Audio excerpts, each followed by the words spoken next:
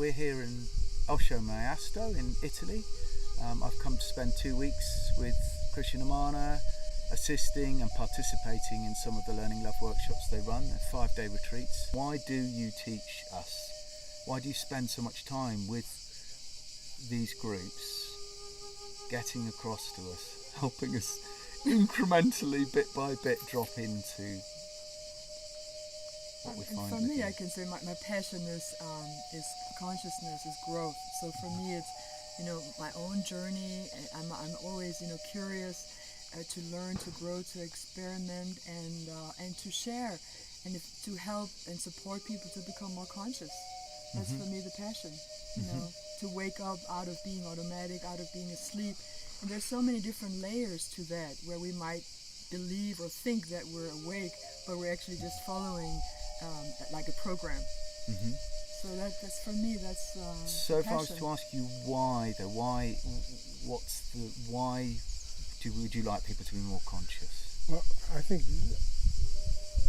people are suffering, and I think they suffer because they're not living the life that they know that deep inside they're meant to live, that they don't have love in their life, that they're plagued by self-doubt and self-criticism and unworthiness. They're plagued by fear. So I think that Amana and I have reached a place where we're not suffering anymore. But personally, it's been a journey, and a journey to create love, to create creativity, to live the life that I know I'm meant to live, and to transmit that to other people. That's basically what it's all about for me.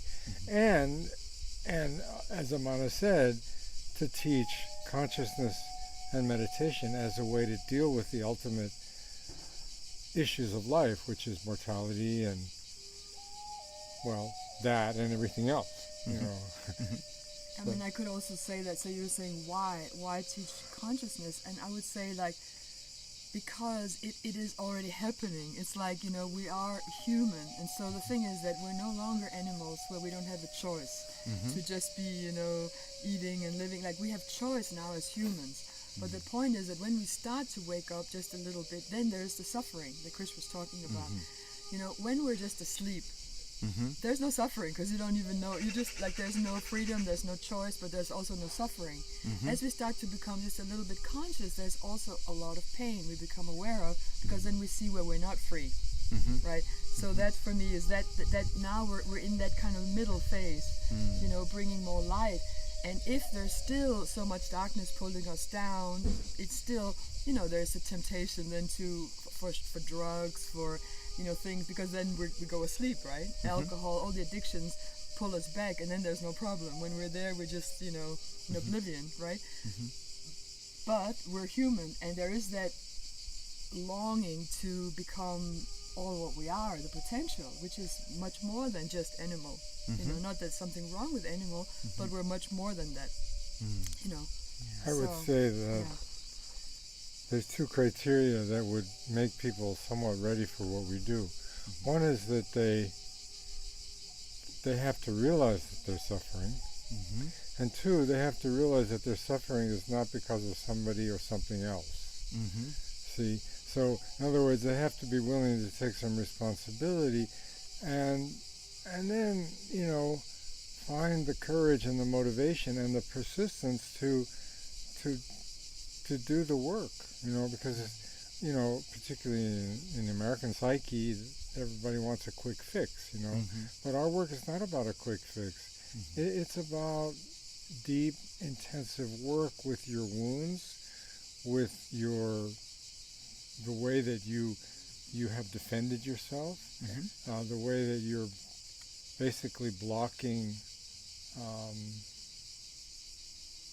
feeling, fear, insecurity, loss, and so on, and then find the courage to go for your life, which takes guts, and the environment that we live in doesn't generally support that. We have to create a new environment that will support that.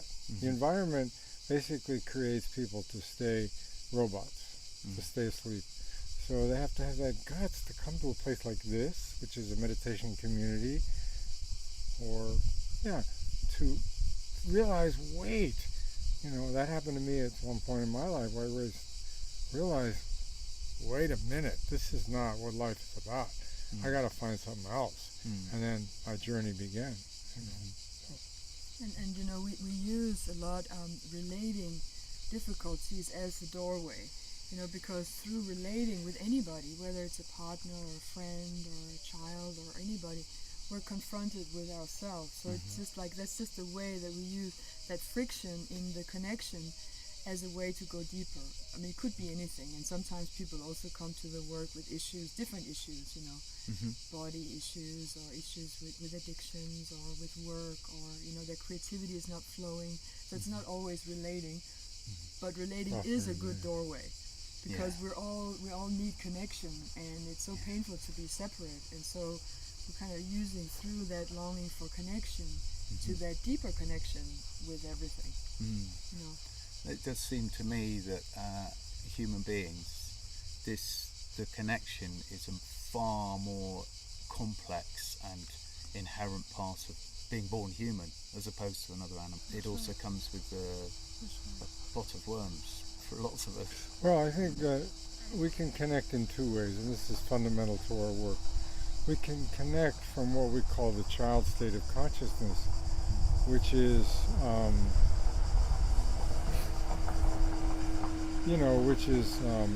a place of basically wanting to be rescued or wanting to stay in control.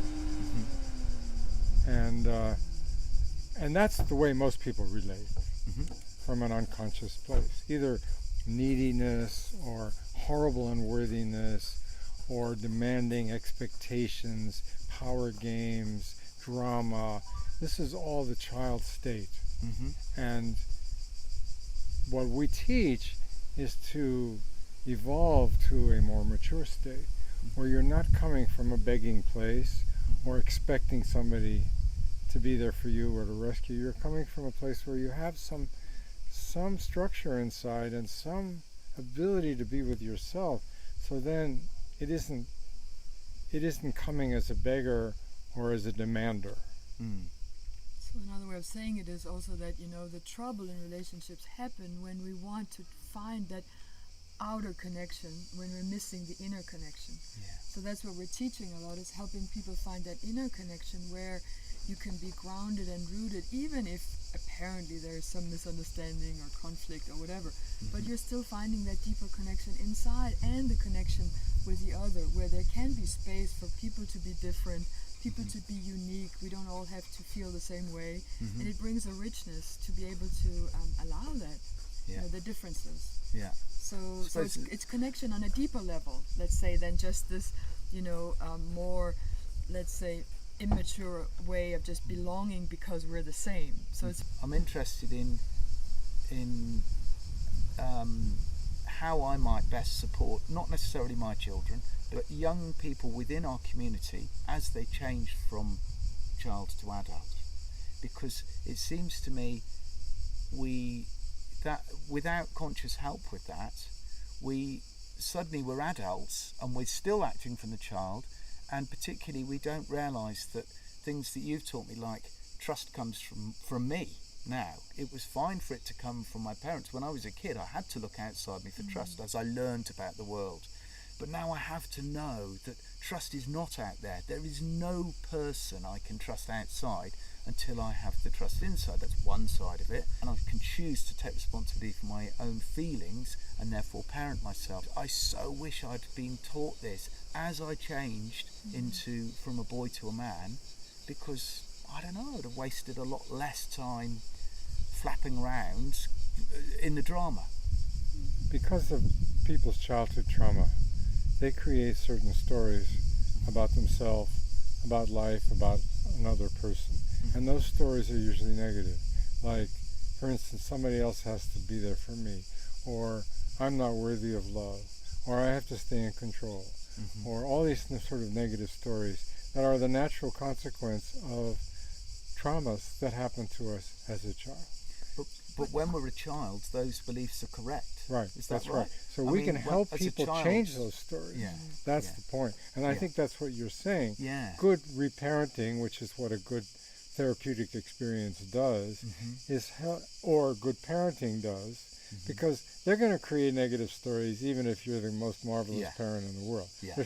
So your job, our job, is to help them identify their stories, their negative stories, and make new ones. For instance, instead of, what are all the horrible things that happened to me, which is good to know about, but then what can I give to the world, or what is life wanting for me to give? That would be a good story,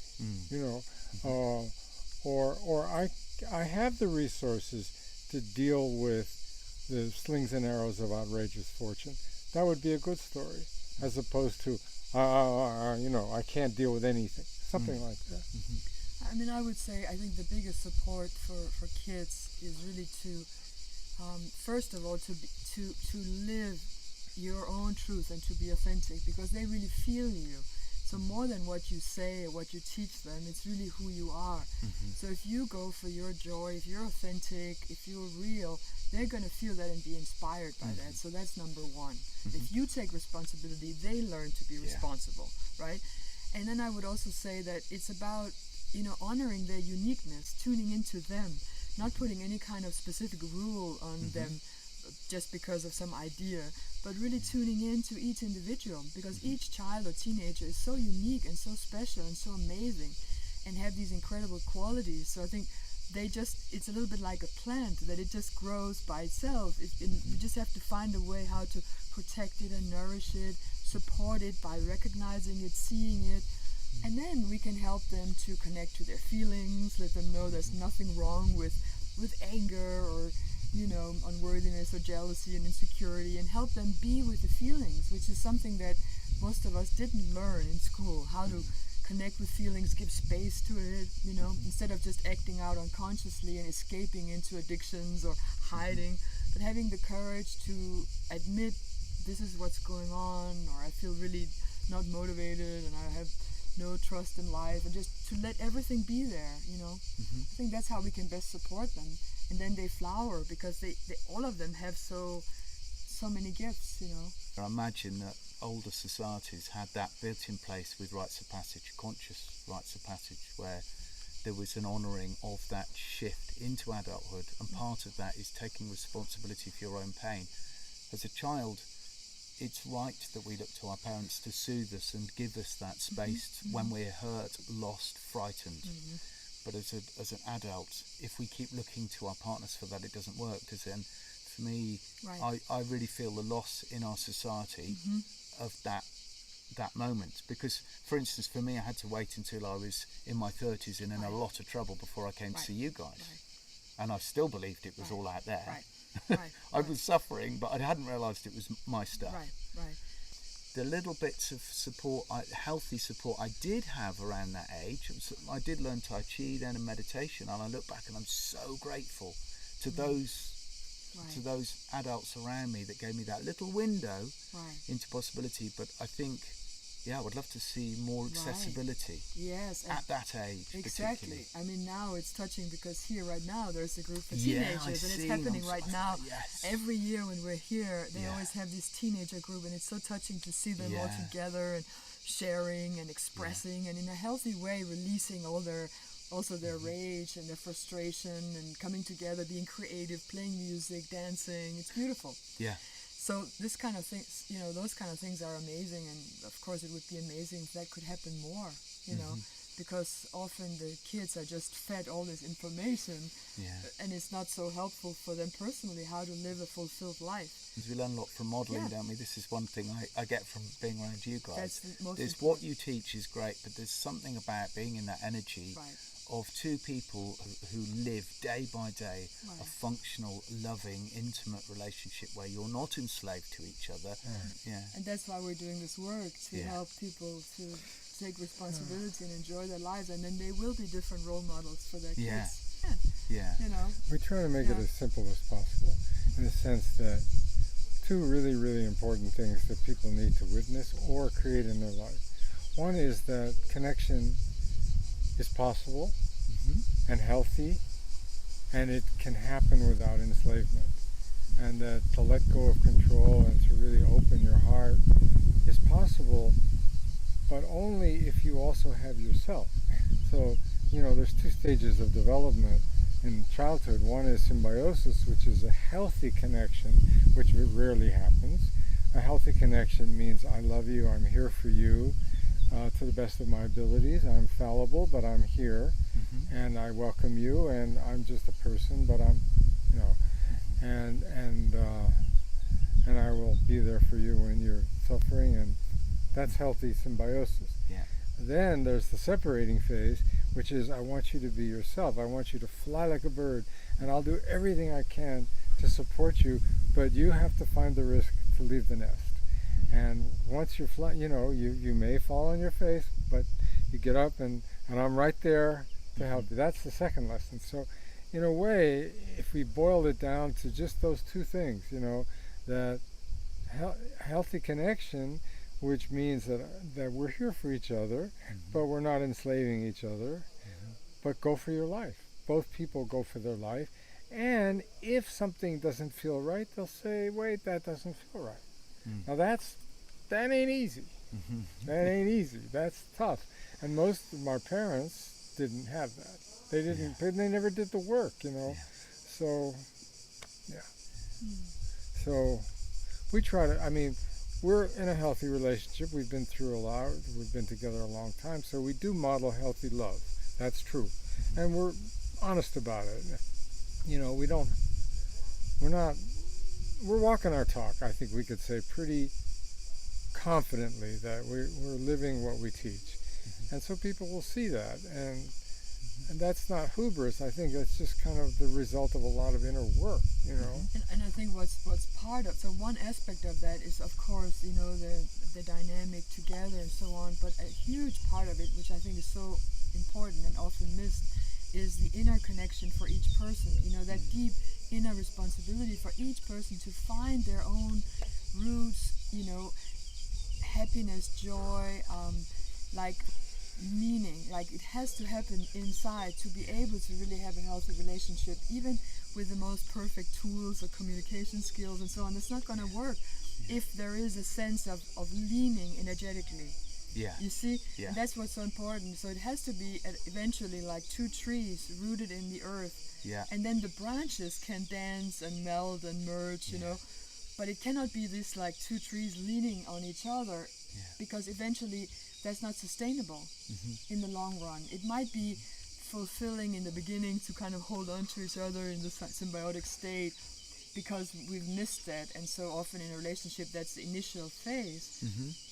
But it's not sustainable in the long run, because only when we connect inside and find that nourishment and joy and fun and take care of ourselves, and we can only do that ourselves. Yeah. We cannot expect it from the partner to take care of us or to protect us or to get inspiration and nothing, Yeah. Once you start to get that yourself from the inside, then it's easy to be together.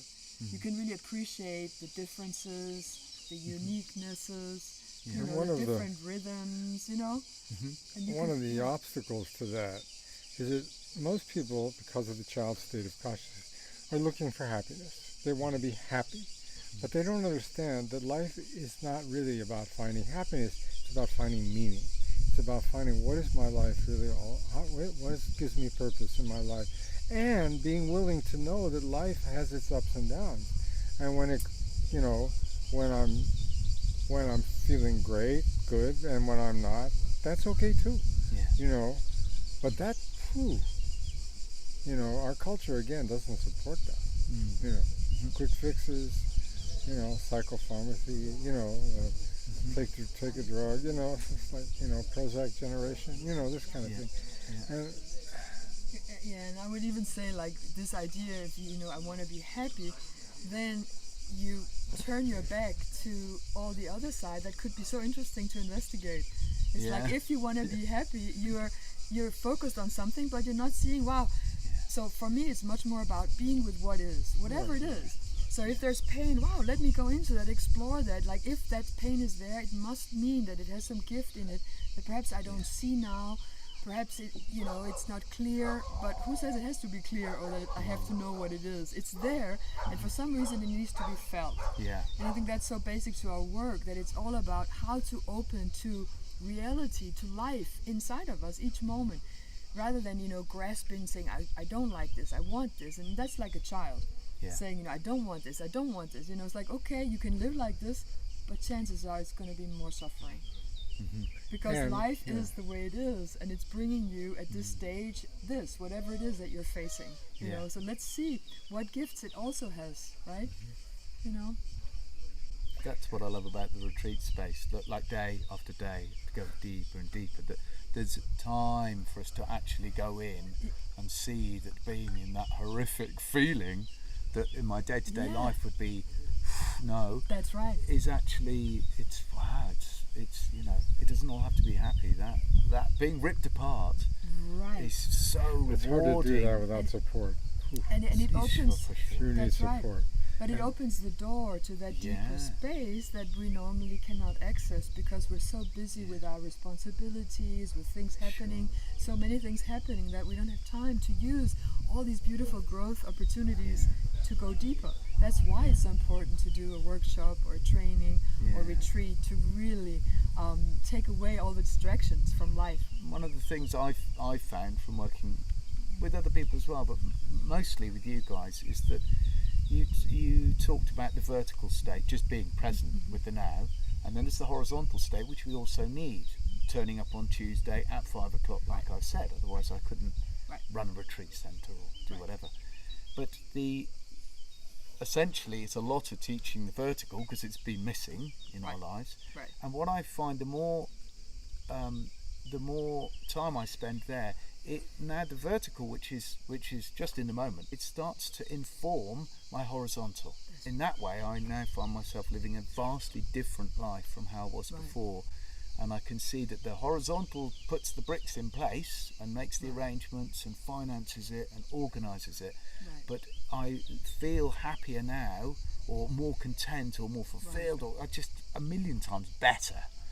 For lack of a better word for it, because I'm more direct. My direction is more informed by all that horror that's in there, as well as the joy, and the joy starts to come through. That's right. More That's easily. exactly right. So that's what happens as we're more connected. Then the joy and the happiness, all of that just starts to happen naturally. But if we're not grabbing for it, with that connection, it just starts to happen naturally. Yeah, that's right. It's beautiful. So I think what you're talking about, the horizontal, is kind of right action. What Buddha called right action, which is to live in a way where horizontally, where it nourishes your soul, as opposed to making messes of things. And by creating this growth center, it gives you tremendous soul nourishment because you're doing something that is clearly in your flow. It's a dream, and you made the dream happen. Which is incredibly gutsy, But when you do something horizontally that is so gutsy, it 10 times nourishes the soul. Because you look out and you go, wow, I went for it. I got on the horse, and I stayed on the horse. I fell off a few times, I got back on, And that's kind of what we teach too. Get back on the horse. Sure, if you fall off the horse, and if life throws you off the horse, which it will, then okay, lick your wounds, maybe get some help to help, but get back on that horse, The other thing I wanted to say about the horizontal, about the bricks and doing the practical things, it's like it can be so beautiful to do something in the world, and but only if you're able to like see also the bigger meaning of it, like what you're doing with the center, right? But it could be also for, some people may not be able to yet create work that's really fulfilling for them. They might not be able yet to, earn money doing something that they truly love, right? But so I think it's important not to fight that, but to see that, okay, I might have to, let's say, clean houses or whatever it is I need to do, But to just, you can still make that fulfilling and put your totality into it and see that it creates a higher purpose of you getting the money, and then you can still spend time doing the things that you love to do, right? Because I see often that kind of confusion or that split, like not wanting to do something that seems mundane, but actually nothing is. There's no, you know, separation in that way. Everything can be a beautiful exercise in just presence, right? We have a lot of people that we're training who can't make their money just by giving sessions or leading workshops. They can't, because first of all, it takes time, and second of all, it's also an inner process of developing the confidence, the authority that's needed, which is not easy if you're in front of a bunch of people, you know. You can imagine, right? That's what you went through. But with time, so what we tell people is don't rely on that for your livelihood, because otherwise, we have one particular woman that's wonderful, but she can't make a living at it, but she's constantly feeling bad for herself, sorry for herself that she, and you know, we tell her, be a barista, go to a Starbucks and make coffee, you know, it's like, you know. I mean, it took me personally a long time before I could manifest this. So I did other things, you know. I was trained as a doctor, I didn't like it, wasn't my thing, but I did it. And I did it because that's how I made money, and it allowed me to go to India, it allowed me to do what I wanted, but I wasn't loving it, but I did it. And then slowly I created my dream, you know, like you. You had other things you did before. And, yeah. Well, I find it funny because I definitely, when I came to this work, it was about the pain of relationships, which is my relationships work. We're not so good at that time. I wasn't. No. Exactly. Yeah. So I certainly wasn't looking for a new way. Vocation or a contribution. I wasn't. I thought I'd found it. In fact, I was sure this is what I was born to do. I loved my work, but doing this work allowed me to peel. Well, I peeled it back and suddenly I went, actually, this isn't what I was born to do at all. This is just. It was just a reaction. Something that came along. It was just a reaction to the environment of my small childhood, and so then I found something else came along. Almost felt like accident, but obviously it wasn't. It was like grabbing me and dragging me the way I needed to go, and I know it was the way I needed to go because I'm excited by it now. I feel it, my bones. I love it. I mean, that's the point. That is really it doesn't important. become work anymore. Oh no, it's play. Yeah, and that's the thing. I don't consider this work. No, I'm having a great time. Yeah, you know, and I'm doing it with my beloved, and you know. And I think that is the most important, also to keep having fun. You know, like do it because it's nourishing, it's fun, and not be too focused on the outcome. And I mean, I always feel, look, it's for sure it's a lot of energy doing a workshop, but I always feel like even if just one person, you know, is touched or it connects them a little bit, I know that will spread, you know, like ripples, like in the lake, and that will transform their life, and it will transform the lives of people they come in contact with. So even if it's a huge workshop, if just one person is a little bit touched, then it's worth it. That's the other thing that we teach a lot is this whole concept of entitlement, because some people show their trauma by expecting life, people. It's a kind of sense of entitlement. And included in that sense of entitlement is life should always treat me well. It always treat me the way I think I deserve to be treated, which is not the way it's going to be. So dealing with entitlement, wow, that's a tough nut. Because I was just recently doing a session with someone who was absolutely convinced that his lover should not have behaved the way his lover behaved. Should not. It's not. And when I said, yeah, but there's a lesson there for you. Yeah, are you justifying his behavior? I'm going, no, not. But I mean, he was, you know, he behaved the way he did. So, I mean, where's your growth here? You know, yeah, but no. And this went on and on and on for most of the session. You know, because he couldn't let go of this idea that his story is based on trauma, which I have compassion for, that people should not treat other people in that way. Yeah. And the fact is that it happened. You know, it happened. So the thing is always how to be more aligned with reality. Because if we stay with the ideas of how things should be, we're far away from reality, right? And that brings us back to meditation. It's like and also looking at how you're repeating something from your earlier trauma. Yeah. So when I said, yeah, but this may have something to do with your father or mother. No, nothing like that. I go, oh, okay. Yeah.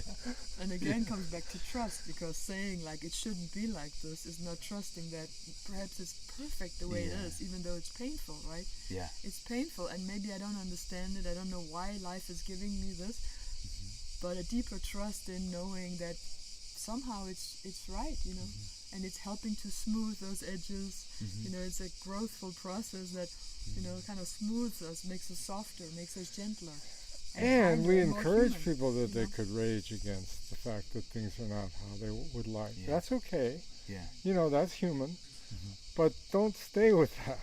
Don't stay with the raging with entitlement. Stay with the raging as it's painful, but then see, wow, what can I gain from this? You know, that's the next step. Because otherwise, if you stay with the fight, then you become bitter and complaining and angry, and you may isolate, and you may feel very separate from everybody. And it's The such a dark road. painful place to be, you know. And you can justify all your mistrust voices, like they are like this, and she or he is like this, and then you just close. Not And only to often, them, but you close to the pain that could transform you. Yeah. And often we don't give people what they want, and they walk away feeling ripped off in a way, like we couldn't give them a quick solution or whatever, you know. That's okay. I mean, that's part of the deal if you take on this job, that, you know, you're not going to please everybody. We just have to keep trusting our message. Some you know. people are not ready to be pleased, Chris. I mean, the thing Or is, unpleased. that's right. I mean, you know, many people come to this work not because they're interested in transformation. No, they don't want transformation, and they don't realize what a painful process that is. They just want the quick fix of For sure, the that good was me. the good relationship Oh or the my happy God. life, and that's it. And then I booked in with you guys for 2 whole weeks. And I'd never been to anything like this. It was horrific, for, you know, in a sense, because I know. I didn't know what I was coming into. Right. And looking back, it was quite some years. I mean, I immediately found it useful and exciting and fascinating and Right. But- wow, look at what's going on here. Just so much about that time, I remember. And it was a good few years after that for it to sink into the point where I was like, now I'm ready, now I want to come. Right. Because I want to get free of this. Right. I want to get free of Right. this. That's the insight. Wheel of pain. That happens. That's the insight. You know, they say Yeah. for transformation you need courage, insight, and persistence, perseverance. Perseverance. You know, and lot you of had the people- insight that, yeah. wait, this is what I need, you know. And the courage to hang in there, you know. But even with you, it took some years until Yeah, that courage and that sure. insight came, and that happens often. That maybe people come to the work and they're not quite ready, and that's okay. And sometimes it's like a seed inside, Yeah. just a seed, and then at a certain point, things happen in their life, and you know they're ready. Yeah. So Yeah. it's like that. Yeah. One woman said before she came to this last seminar, I'm counting on this seminar to give me everything that I need so that my life will work from now on. So I said, well, come and then we'll see. I'm not sure how she left, but another person said to us, very sweet, she said, if I had known how intense this was, I never would have come, you know. Oh yeah, for sure. But now I'm so But grateful. now so she's very, grateful. you know, That was now, my first But her experience. life is now flowering. and so, that you know. that's another thing that I think know. that is really important because I've had so much experiences with therapy, which was good, but also a little bit damaging in the sense of I could take it, but because I got, you know, so it's really important they feel safe, you know, and you know, Amana is so incredibly feminine and soft and creates a sense of safety, and I tell jokes, and I just want people to feel like this is you're okay here. We're not going to damage you. And look, we're in this too. You know, we're not above you. we're all dealing with the same thing ultimately. We're And human. that so carries. Huh? It so carries. And we never put any pressure. Like, we really let it be, like, everybody's responsibility, you know, how deep they go, what happens. We totally, you know, back off. We just hold the space so that it's possible. The beauty of that, of the way you're teaching, but you're so in the process with us in the room. That's one of the strongest impressions I got, like when I admitted to myself that I would like to teach this work, which was Right. like, I could never teach, you know. It was like, But it's your humility that Yeah. made us feel that you would be a good teacher, not only of our work, any kind of work you want to do, because you're not, you know, on a power trip. You're just, hey, you know, we're all the same. Come on. yeah. You know, But learning. this is what I got from you guys, that the minute I'm not actually working this, Right. living like this, Right. day by day, Right. with my wife, with Right. my children, with Right. the people I work with Right. the guy doing the gardens, the minute I'm not Right. interested in continually coming back inside and working it, I've got nothing to give, teaching wise. Right. I've got no, and I see that so clearly with you, that even though you've been doing this for decades and decades and decades, if I open my that many eyes, decades. say again? Not that many. decades. Only three. 1, 2, 3. Many decades. There must have been some past lives there. But I still have that, you know, if I open my eyes during a meditation, you're in there with us. There's no like, oh, we're teaching this now. And really, that's been a great lesson for me, because it enables me, one, to trust you when I come as a participant, but one, to trust that I can pass this on, because it's not about having a degree or knowing so much. Right, right. It's about being able to That's be right. Empathy. present with people. And feeling yeah. them. Empathy. Yeah, that's Yeah. right. Because And feel- empathy is not sympathy. Empathy means you're there. Yeah. We're all one. Yeah. And there's no difference, you know. It's like, yeah. So yeah, I mean, Yeah. that's a rare gift. So you know, when that's the main criteria that we want to carry on. You know, is empathy, but also positivity about life. I think that, you know, yeah, shit happens, but let's give it a positive spin. Yeah. You know, Yeah. and yeah, we're not tragic heroes like Hamlet. We're like, you know, we you know. Yeah. Well, it's like Ramdas says, if you haven't got a sense of humour, it's just not funny. That's cute. That's cute. Okay. Good. Thank you so much Yeah. for your time. Thank you. You're Middle welcome. of a schedule. So beautiful, and we so much look forward to coming to your place. Yeah. We really look forward to Me that. too. You know, so many years Alhambra now. too. Yeah. Yes.